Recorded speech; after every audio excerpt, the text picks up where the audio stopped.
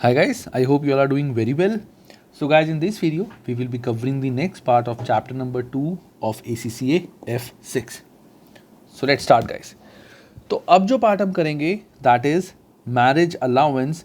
तो अभी तक बेसिकली जो भी हमने पढ़ा है, हमने ये देख लिया कि ओवरऑल हम टैक्स कैसे निकाल सकते हैं, पर्सनल अलाउंस क्या होता है.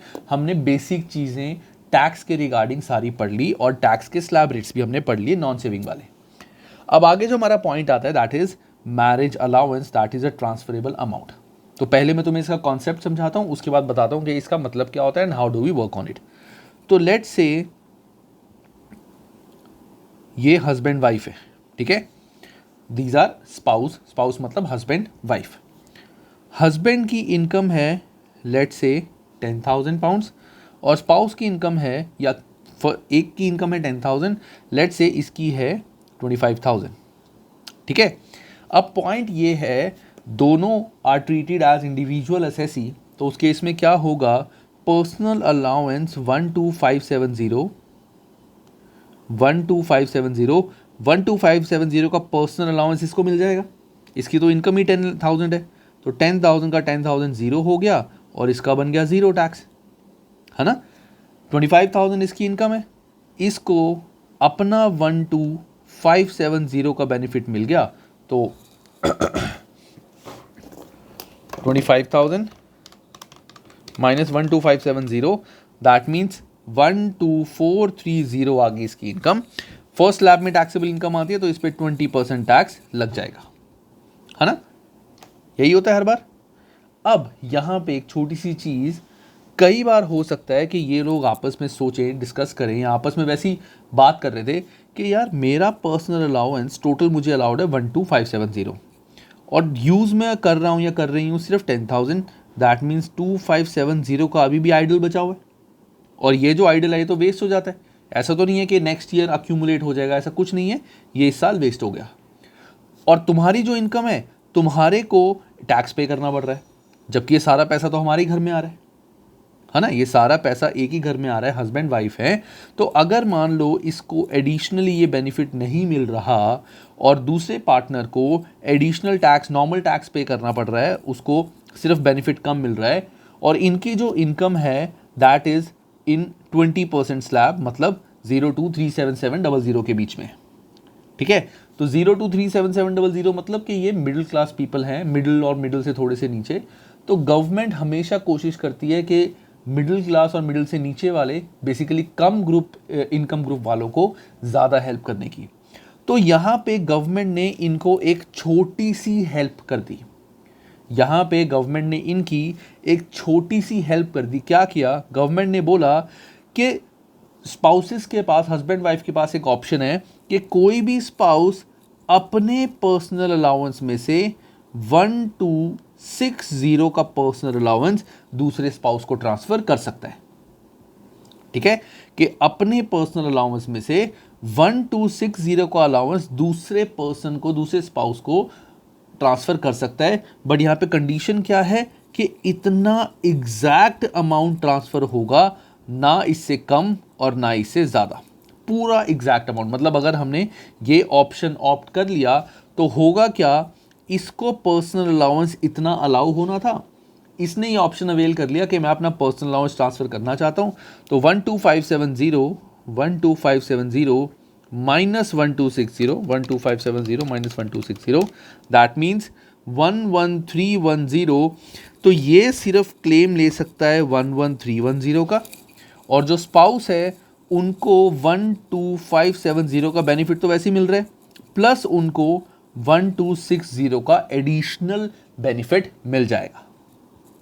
ठीक है. कि ये तो उसको जो पर्सनल अलाउंस क्लेम कर रहे हैं वो, प्लस जो दूसरे स्पाउस ने अपना पर्सनल अलाउंस दे दिया. तो यहाँ पे स्पाउसेस को बेनिफिट क्या हो रहा है कि इस स्पाउस के पास जो एडिशनल 2,570 का था वो तो वैसे ही वेस्ट हो रहा था, तो उसमें से 1260 इसने दूसरे स्पाउस को ट्रांसफ़र कर दिया. अब बहुत सारे बच्चे ये सोच रहे होंगे कि सर अगर ऐसी बात है तो ये पूरा 2,570 क्यों नहीं ट्रांसफ़र हुआ, है ना. ऐसी सिचुएशन इसलिए नहीं है क्योंकि इस केस में क्या होगा, फिर अगर एक पर्सन पैसे कमाता ही नहीं तो फिर सारा का सारा 12,570 ट्रांसफ़र हो जाएगा, तो गवर्नमेंट को तो कभी पैसे नहीं आएंगे. तो गवर्नमेंट ने एक सिंपल सा रूल बना दिया, ये याद रखना क्या, कि only amount that can be transferred is 1260, ना इससे कम ना इससे ज़्यादा, पूरा एग्जैक्ट इतना ही पर्सनल अलाउंस आप दूसरे बंदे को ट्रांसफर कर सकते हो। और इसमें एक कंडीशन क्या है, पहली कंडीशन तो ये होगी। सेकंड कंडीशन इज कि दोनों स्पाउस में से कोई भी स्पाउस 20% से ज़्यादा स्लैब वाला नहीं होना चाहिए। दोनों स्पाउस 20% स्लैब, यानी उनकी इनकम, टैक्सेबल इनकम 0 to 37700 इनके बीच में ही होनी चाहिए, दोनों की। टोटल नहीं कह रहा मैं, दोनों की। अब चाहे इसकी 20,000 हो, इसकी 20,000, लेकिन दोनों की इनकम इससे कम इससे ज़्यादा नहीं होनी चाहिए, दोनों 20% स्लैब में आने चाहिए। हायर स्लैब में अगर वो आएंगे, अगर मान लो इस केस में इस स्पाउस की इनकम लेट से 60,000 थी, तो इन दैट केस ये चीज़ अलाउेबल नहीं है। ये सिर्फ लो इनकम ग्रुप वालों को अलाउड है, और only amount that can be transferred, not maximum. ये नहीं है कि इससे कम भी ट्रांसफर कर सकते हैं, only amount that can be transferred is 1260। ठीक है। अब एक सिचुएशन इसमें क्या आ सकती है, तुम सोचो कि सर ये तो एक धर्म संकट है। एक प्रॉब्लम मेरे को जो समझ आ रही है वो क्या है, कि मान लो एक स्पाउस की जो इनकम है वो है 12,000, दूसरे स्पाउस की इनकम जो है उसकी है लेट से 30,000, और ये स्पाउस अपना PA 1260 ट्रांसफ़र करना चाहती है। तो इस केस में क्या करेंगे? अब वैसे हमें अलाउड होता है 12,570, 12,000 इसकी इनकम है, तो 12,000 में से 12,000 अगर पूरा यूज़ हो गया तो इसके पास तो एक्सेस ही 570 बचा है। टोटल 12,570 अलाउड होता है, 12,000 इसकी इनकम है, तो 12,000 का 12,000 यूज़ करके इसके पास तो एक्सेस ही 570 बचा। तो फिर ये कैसे ट्रांसफ़र कर सकते हैं 1260? उस केस में क्या होगा, मैंने अभी तुम्हें पिछले केस में क्या बताया था कि अगर ये स्पाउस अपना पर्सनल अलाउंस ट्रांसफ़र करता है तो उस केस में क्या होगा, इसको तो 12,570 मिलना है, उसमें से 1260 नहीं मिलेगा, और जो रिमेनिंग है दैट इज 11,310 वो इतना ही क्लेम कर पाएगा। सो दैट मीन्स इसको बेनिफिट मिलेगा 11,310 का। ठीक है, सो दिस विल बी 690, और इसको पर्सनल अलाउंस 12,570 प्लस 1260 जो ट्रांसफ़र किया था वो पूरा मिल जाएगा। बेसिकली इसने अपना पर्सनल अलाउंस इतने से कम कर दिया, इससे हम एडजस्ट करेंगे कि कितना क्लेम कर सकते हैं, कितना नहीं। ये पूरा कॉन्सेप्ट है हमारा मैरिज अलाउंस का। तो एक बार पढ़ लेते हैं जल्दी से। The marriage allowance allows a spouse और civil partner to elect to transfer a fixed amount of personal allowance to his or spouse or civil partner.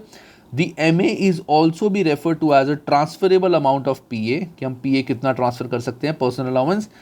MA is available provided मतलब condition neither spouse or civil partner is a higher rate or additional tax rate payer. कि ये सिर्फ 20% slab में जो लोग आते हैं उन्हीं के लिए है। अगर किसी भी पार्टनर की इनकम 20 से ज़्यादा हुई तो फिर ये बेनिफिट नहीं मिलने वाला। ठीक है, अब यहाँ पे जो चीज़ें लिखी हुई हैं इसको तुम you can skip this part, इसका कोई लॉजिक नहीं है। ठीक है, तो यहाँ पे सीधा सीधा हम क्वेश्चन करते हैं। If you want you can just read it, जो तुम्हें पढ़ाया मैंने वो समझ आ जाएगा। इसका क्वेश्चन करते हैं, वहाँ से तुम्हें चीज़ क्लियर होगी। तो देखो यहाँ लिखा हुआ है, Kevin and Judy are married. Kevin is employed and has employment income of 35500 per annum. Judy spends most of her time in looking after her 2 children but works on Saturday. This has employment income of 6,000 pounds. They do not have any other income. Judy makes an election to transfer marriage allowance to Kevin. So एक है हमारी Judy और एक है Kevin. तो Judy की income है 6,000, हम कैसे सॉल्व करेंगे इसको? केविन इनकम है 35500। ठीक है, अब यहाँ पे क्या होगा, जूडी ने इसको बोला कि मैं 1260 पर्सनल अलाउंस ट्रांसफ़र करना चाहती हूँ। तो उस केस में क्या होगा, अब जूडी को कितना पर्सनल अलाउंस क्लेम होगा? तो 12,570 में से, जैसे मैंने ऊपर बताया था, माइनस 1260, तो बचा 11,310 कि जूडी सिर्फ क्लेम कर सकती है मैक्सिमम 11,310। इनकम ही 6,000 है, तो पूरा पर्सनल अलाउंस क्लेम कर दिया। तो इनकम रहेगी 0। केविन के केस में इसका खुद का पर्सनल अलाउंस 12570 वो मिल रहा है, प्लस जूडी ने इसको दे दिया 1260, तो दैट मीन्स 35500 माइनस दिस तो 35500 माइनस 12570 माइनस 1260, दैट मीन्स इसकी जो इनकम आएगी इट विल बी 21670 और उस पर हम टैक्स लगाएंगे 20%, तो into 20% that means tax will be 4334। बिल्कुल सिंपल, ठीक है कि इसने अपना ट्रांसफर कर दिया, इतना ही मैक्सिमम क्लेम कर सकती है जूडी, और वैसे ही तो इसके पास तो था ही काफ़ी कम इनकम, तो इसने सारा का सारा क्लेम कर लिया और केविन को एडिशनल 1260 का बेनिफिट मिल गया।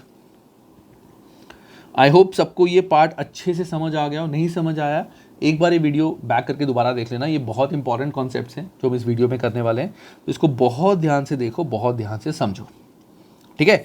अब एक इंपॉर्टेंट बात यहाँ पे क्या आती है, अब इंपॉर्टेंट बात आती है कि इस चीज़ का ट्रीटमेंट क्या होगा, हम इसको कैसे शो करेंगे।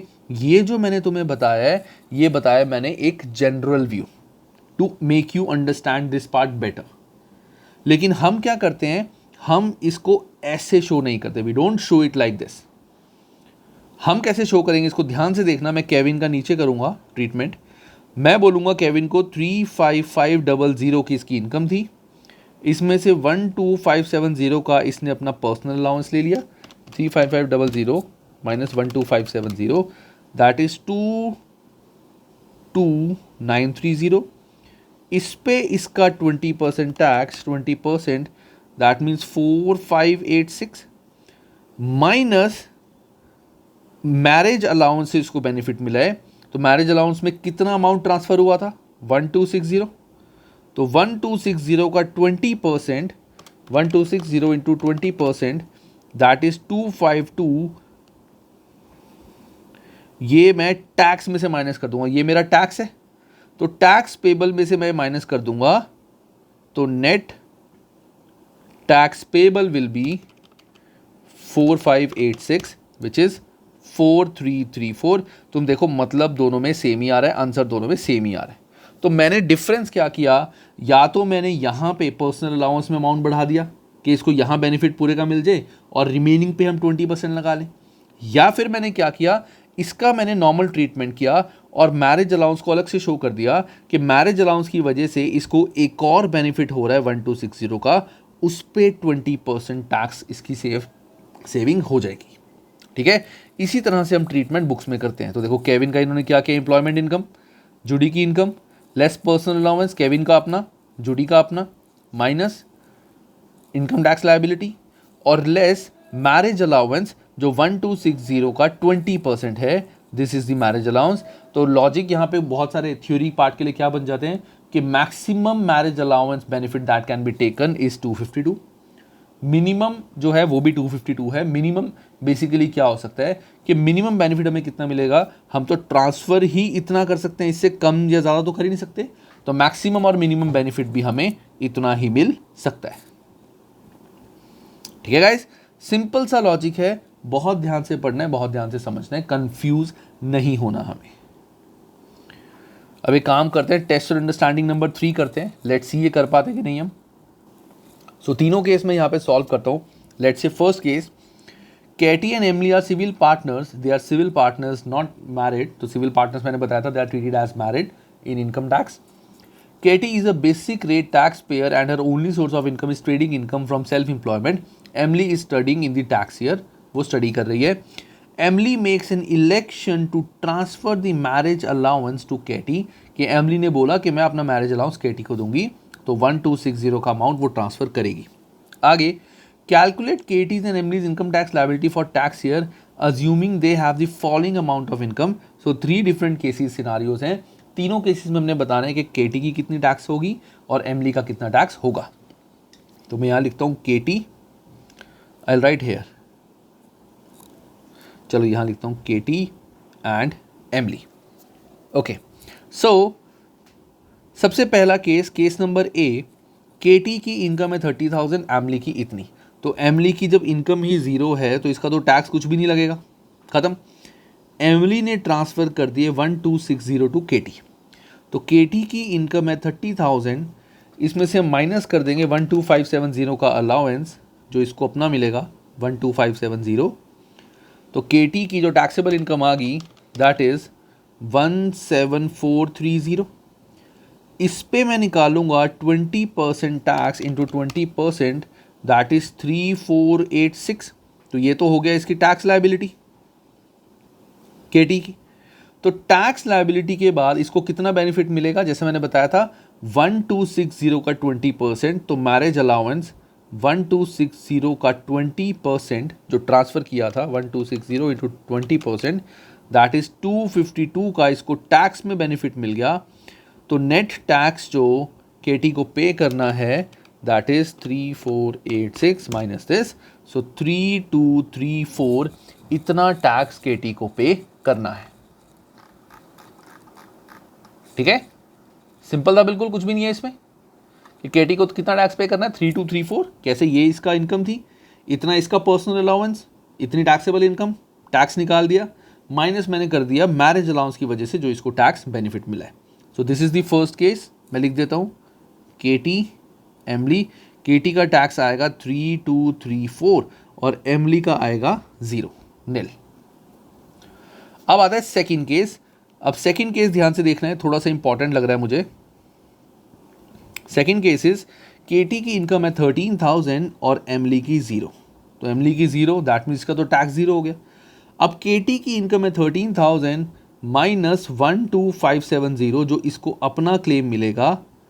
सो 13,000 माइनस 12,570 दैट मीन्स 430, इस पे 20% टैक्स इंटू 20%, दैट मीन्स 86 है इसका टैक्स पेबल।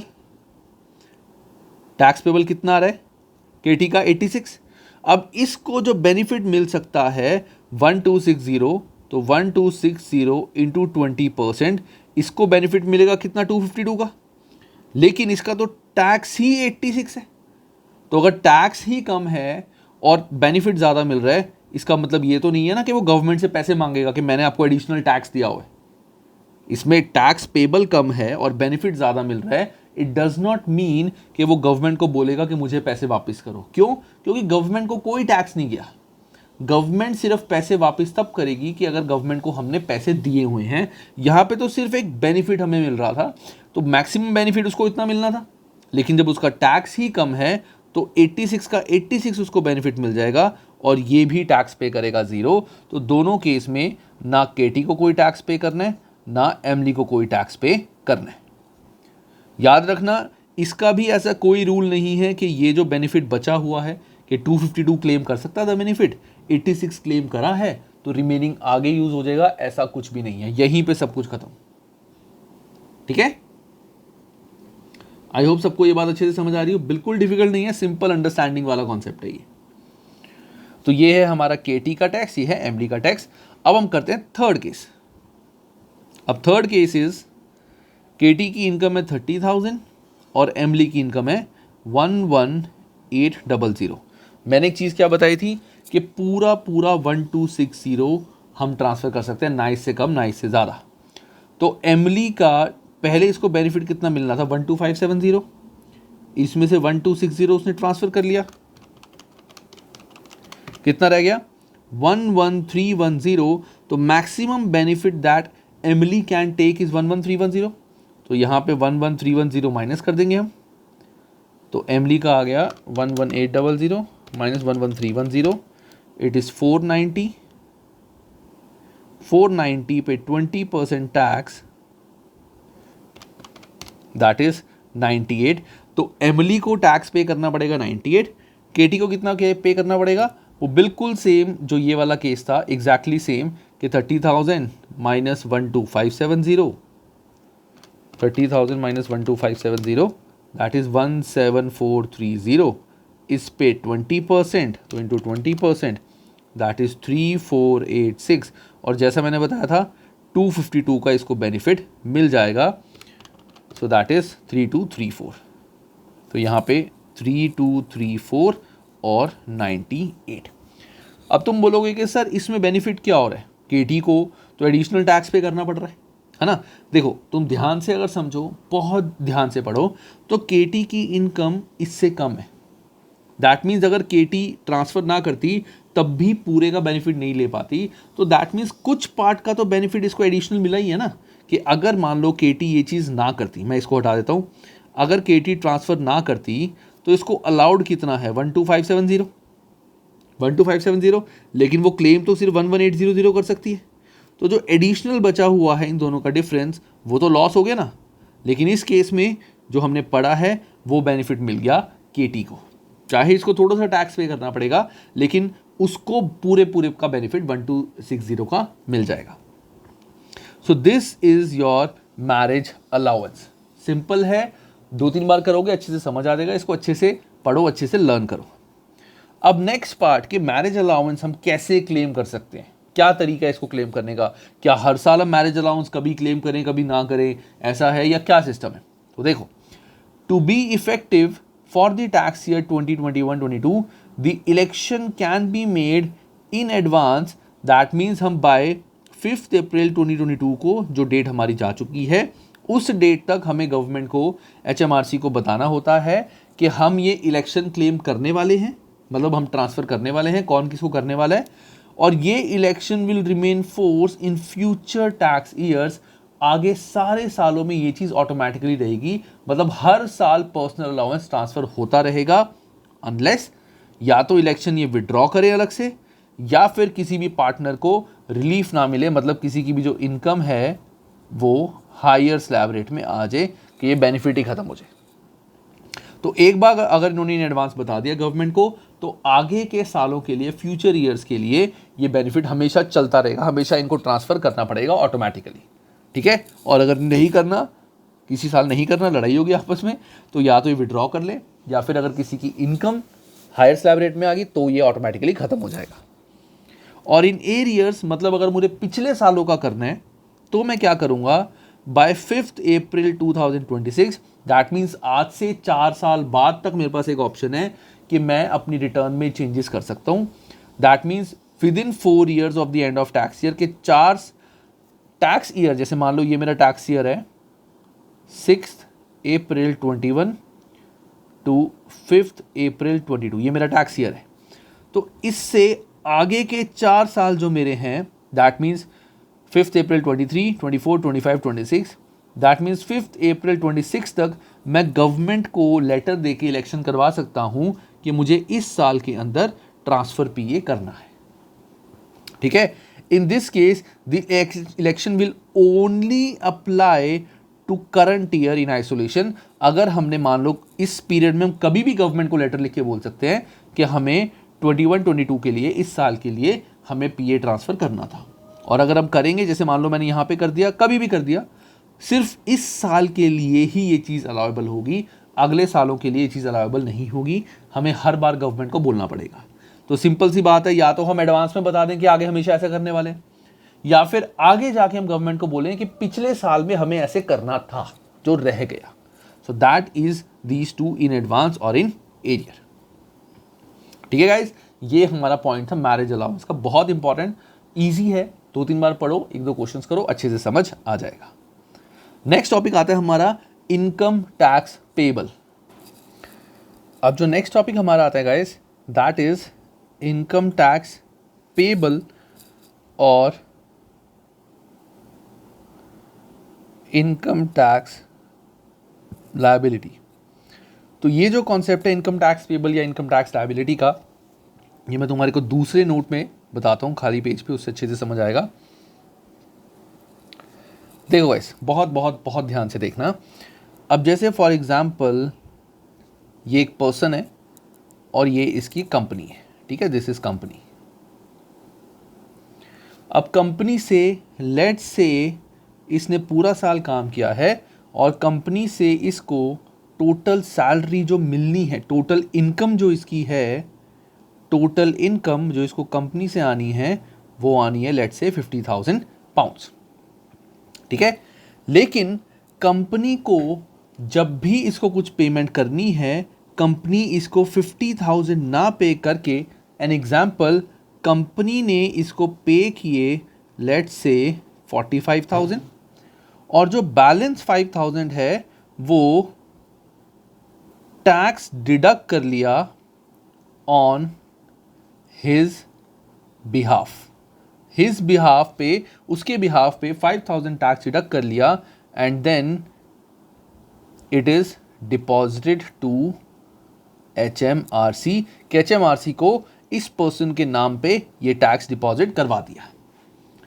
ये करते क्यों हैं, इसका लॉजिक क्या होता है कि बहुत बार ऐसा होता है कि हमारी इनकम्स होती हैं वो अकाउंट फॉर नहीं होती। जैसे मैंने 50,000 इनकम अर्न करी, मैंने गवर्नमेंट को बताया ही नहीं मेरी 50,000 इनकम है, मैंने तो उनको बोला कि मैं 20,000 इनकम अर्न कर रहा हूँ, इस पर मेरा कोई टैक्स बनता ही नहीं है, या मैं 10,000 इनकम अर्न कर रहा हूँ, इस पर मेरा कोई टैक्स बनता ही नहीं है।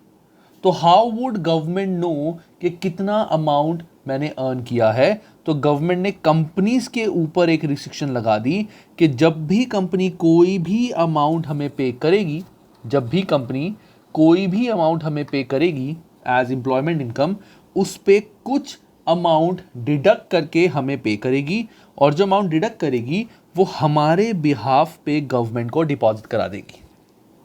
ठीक है, अब तुम कहोगे कि सर इसका हमें क्या फ़ायदा हुआ, हमें 50,000 आने थे, हमें तो 45,000 आए। अब इसका देखो फ़ायदा क्या होगा, बहुत ध्यान से। मैं जब अपनी इनकम टैक्स रिटर्न बनाऊंगा, मैं शो करूंगा मेरी, ध्यान से देखना गाइस, मेरी एम्प्लॉयमेंट इनकम, जो मेरी टोटल इनकम है वो मैं दिखाऊंगा कि मैंने कमाए तो 50,000 ही थे, मैंने कमाए तो 50,000 ही थे, आए मुझे कम, मेरे नाम के 5,000 गवर्नमेंट के पास चले गए, तो कमाए तो मैंने 50,000 ही थे, माइनस में इसमें से कर दूंगा अपना पर्सनल अलाउंस, तो 50,000 में से 12570, तो 12570 मैं यहाँ से माइनस कर दूंगा और मेरी आ जाएगी नेट इनकम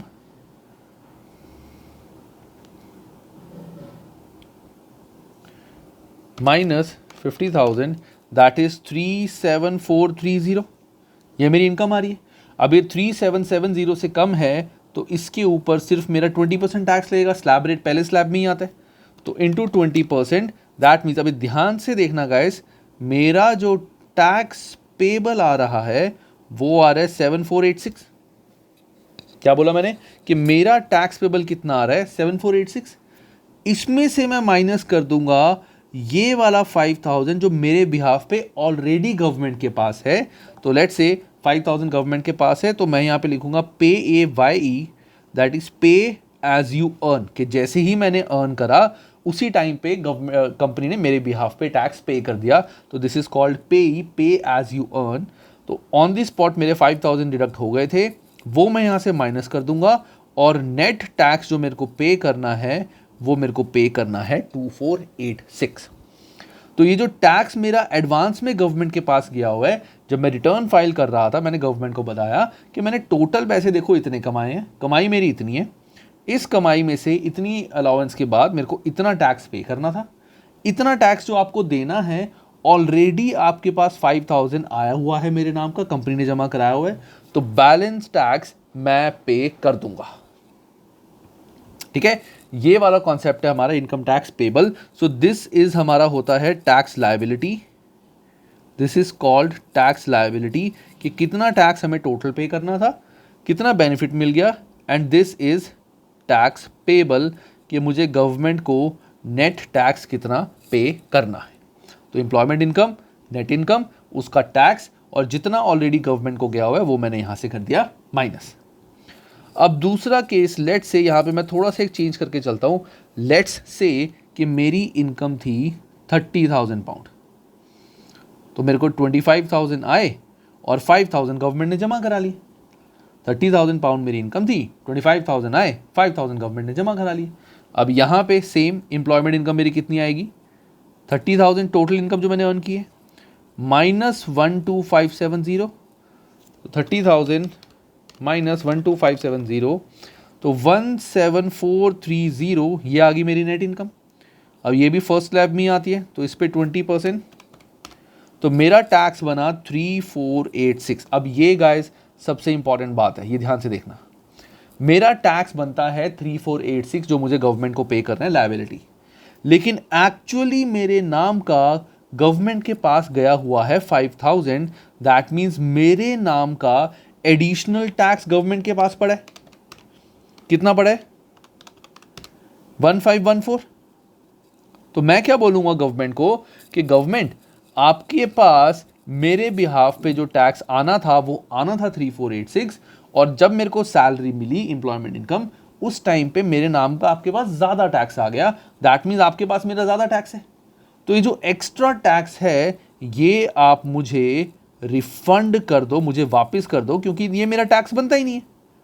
अगर मेरा ये टैक्स ना कटा होता तो मैं आपको 3486 देता, लेकिन अभी मेरे बिहाफ पे आपको ऑलरेडी 5000 मिल चुके हैं, तो जो एडिशनल पैसे आपके पास आए हुए हैं वो कृपया करके मुझे रिफंड कर दीजिए, please return this amount back to me. और गवर्नमेंट खुशी खुशी अमाउंट तुम्हें पैसे वापस कर देगी। क्यों? क्योंकि तुमने क्लियरली बताया तुम्हारा कितना टैक्स बनता था। गवर्नमेंट क्यों किसी बंदे का ज्यादा टैक्स रखेगी? तो government will return this amount to you as refund. Personal allowance के केस में जब हमने वो पढ़ा था तो मान लो हमारी टैक्स लायबिलिटी बनती थी 86 और 252 का हम मैरिज अलाउंस क्लेम कर सकते थे, तो वहां पे हमने रिफंड क्यों नहीं लिया? क्योंकि उसमें टैक्स नहीं हमने गवर्नमेंट को कुछ भी दिया, वो तो सिर्फ एक बेनिफिट था जो हमें मिल रहा था। लेकिन इस केस में हमने गवर्नमेंट को एक भी रुपया टैक्स नहीं दिया था अभी तक, तो इसीलिए हम रिफंड भी नहीं ले सकते। गवर्नमेंट कहेगी किस बात का रिफंड दे तुम्हें, तुमने कुछ दिया भी है हमें जो हम रिफंड दें? यहाँ पे तो गवर्नमेंट बोलेगी हाँ भाई तुमने इतना अमाउंट हमें ऑलरेडी दे रखा है, तुम्हारे नाम पे आया हुआ है और बनता था टैक्स इतना, तो ये एडिशनल अमाउंट हम तुम्हें रिफंड कर देंगे। तो दिस इज टैक्स पेबल यहाँ पे इतना, this is tax refund. So this is how income tax is calculated. So income tax payable, income tax liability, ये सब कुछ यही लिखा हुआ है। Just give it a plain read, अच्छे से तुम्हें ये सारा कॉन्सेप्ट समझ आ जाएगा। मैं पढ़ा देता हूँ, वरना बच्चे बोलते हैं कि सर आप कराते ही नहीं हो, थ्योरी पढ़ानी चाहिए। तो employment income received as an individual after income tax has been deducted, जो मैंने बताया था पे, कि आफ्टर जब भी हमें एम्प्लॉयमेंट इनकम रिसीव होती है उसमें कुछ टैक्स कट के आता है। Employer is required to deduct income tax from employment income under pay E system and pay it to HMRC on behalf of an employee. However, employment income figure, ये important point है, employment income figure which must be included in the income is gross figure. Gross मतलब जो मैंने यहाँ बताया था कि हम जो इनकम इंक्लूड करेंगे वो हमारी ग्रॉस इनकम होगी जो हमने कमाई है, ना कि नेट इनकम, जो नेट पैसे जो हमें मिले हैं। हमें 25,000 दिखाएंगे, हम बताएंगे कमाए तो हमने 30 ही थे, उसमें से 5,000 गवर्नमेंट के पास ऑलरेडी चला गया, लेकिन कमाया तो हमने 30 ही थे। This is called gross income. ये ग्रॉस होती है, ये नेट, हमें नेट नहीं दिखानी होती, हम ग्रॉस इनकम दिखाते हैं। Individual tax liability therefore includes income tax on gross, simple है, इसको भी पढ़ लेना, इसमें कुछ खास नहीं है, मैंने देख लिया इसको। तो इन्होंने फॉर्मेट क्या बनाया है कि हमारा इनकम टैक्स लायबिलिटी कितनी थी, लेस पे on employment income, employment income पे ऑलरेडी कितना टैक्स पे कर दिया, और नेट टैक्स हमें कितना पे करना है। ठीक है, और ये जो टैक्स पे कर रहे हैं कैसे टैक्स पे करते हैं ये हम चैप्टर नंबर 13 में पढ़ेंगे, अब इसके बारे में नहीं सोचेंगे। ठीक है, आगे थोड़ा सा थ्योरी का, ये भी मैं करा चुका हूं case. In the event that amount of tax already paid under pay is greater than the liability, की लायबिलिटी हमारी कम थी लेकिन हमने ज्यादा पे कर दिया, a refund will be given by the self assessment system, chapter number 13 में पढ़ेंगे कि हमें उसका रिफंड मिल जाएगा जो एडिशनल टैक्स हमने पे करा हुआ है। तो टैक्स लायबिलिटी क्या होता है? This is total income tax due, जो ड्यू है, और tax payable which is final tax bill to be paid, जो फाइनल टैक्स हमें पे करना है। ठीक है, तो आगे in the examination figures provided for employment income, salaries, bonuses will always be before tax and has been deducted under pay unless specifically stated otherwise, कि अगर हमें क्वेश्चन में बोला गया तो it is always before tax, okay, उस पे tax नहीं डिडक्ट हुआ और अलग से कितना टैक्स पे हुआ है वो हमें बता देंगे। कैसे बताएंगे कि 50,000 इनकम थी आपकी और 5,000 इस पे ऑलरेडी टैक्स कटा हुआ है। ऐसा नहीं बोला जाएगा कि 50,000 ये तुम्हें मिले हैं, this is the 50,000 income that you have earned और इस पे इतना टैक्स था, तो नेट हमें 45,000 मिला होगा। This is what we should understand. ठीक है, टेस्ट अंडरस्टैंडिंग नंबर 7 करते हैं अच्छे से। देखो, Akram has taxable trading income of 41870 and gross employment income of 12250 in the tax year. This he does not have any saving income pay of 80 pounds was deducted in his employment income, कि employment income में इसका इतना tax कटा हुआ था। बहुत ही simple question है, मैं कर नहीं रहा, सीधा देखते हैं। ट्रेडिंग इनकम इतनी थी 41870, एम्प्लॉयमेंट इनकम इतनी, total income minus personal allowance, taxable income. अब इसको मैं तुम्हारे को एक बार याद दिला देता हूँ कि यहाँ पे हमारा स्लैब रेट लगता है, तो 0237700 हमारा टैक्स लगेगा 7540, और 37701 टू 41550, तो 41550 माइनस 37710 0100 इंटू 40%, तो 1540, तो नेट टैक्स पेबल मेरा होगा 9080। सो 9080 will be my net tax payable. अब इसमें से ये होगी मेरी टैक्स लायबिलिटी। अब इसमें से 80 पे ही मेरा ऑलरेडी डिडक्ट हो चुका है, तो 80 में माइनस कर दूंगा पे, सो मेरा आ जाएगा टैक्स पेबल जो मुझे गवर्नमेंट को देना है, इट विल बी 9000, कि मुझे गवर्नमेंट को 9000 जमा कराना है। बहुत ही सिंपल क्वेश्चन था गाइस, ठीक है। अब इस टॉपिक को अच्छे से पढ़ो जो मैंने करा है, ये वाला क्वेश्चन भी कर लेना, it is not at all difficult, जैसा मैंने बताया सेम वैसा ही है। इसके बाद मैं छोटे छोटे टॉपिक्स क्यों कवर करा रहा हूँ, क्योंकि इन टॉपिक्स को टाइम चाहिए ग्रास्प होने के लिए, टाइम चाहिए माइंड में सेटल होने के लिए। अगर मैं सीधा सीधा तुम्हारे को 8-10 टॉपिक्स करा दूंगा ना, तो तुम कंफ्यूज हो जाओगे, इसमें ये प्लस, इसमें वो माइनस, इसमें ये प्लस, उसमें वो माइनस। सो इसीलिए मैं छोटी छोटी वीडियोस बना रहा हूँ 35-40 मिनट्स की, ताकि तुम एक कॉन्सेप्ट को बहुत अच्छे से समझो, then we will move on to next concept. जो छोटा चैप्टर होगा या जो कराने वाला होगा वो मैं 1 घंटे में मोस्टली चैप्टर भी कवर करा दूंगा, ठीक है। चलो bye guys, take care and have a great time.